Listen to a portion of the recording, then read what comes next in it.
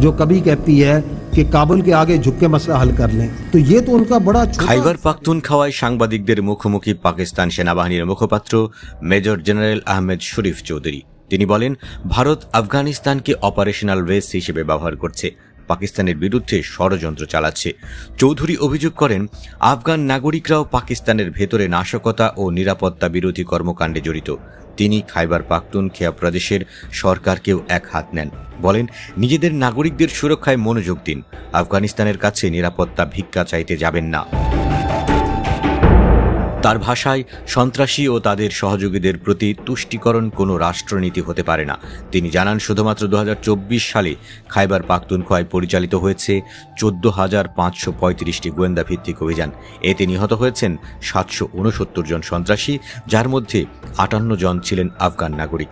এই সময়ে 272 জন সেনা সদস্য, 140 জন পুলিশ ও 165 জন সাধারণ মানুষ প্রাণ হারিয়েছেন।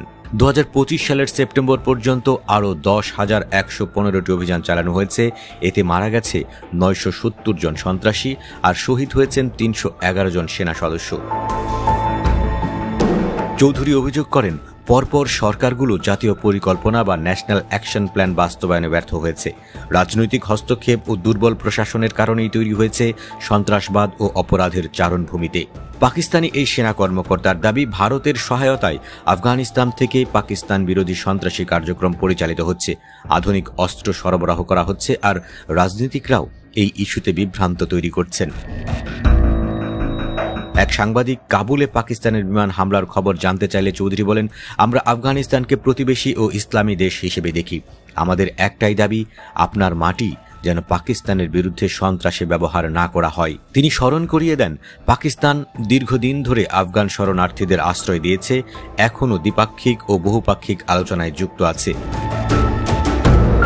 চৌধুরী আরও জানান, পাকিস্তান, সৌদি আরব, চীন, যুক্তরাষ্ট্র, তুরস্ক সহ বহু দেশের সঙ্গে একযোগে কাজ করছে সন্ত্রাসবাদের বিরুদ্ধে। তার ভাষায়, অরাষ্ট্রিক সন্ত্রাসী গোষ্ঠীগুলোর হুমকি শুধু পাকিস্তানের নয়, গোটা বিশ্বের জন্যই বিপজ্জনক। শেষে তিনি সতর্কবার্তা দেন, তালেবানদের সিদ্ধান্ত নিতে হবে তারা কি সন্ত্রাসীদের আশ্রয় দেবে নাকি শান্তির পক্ষে দাঁড়াবে।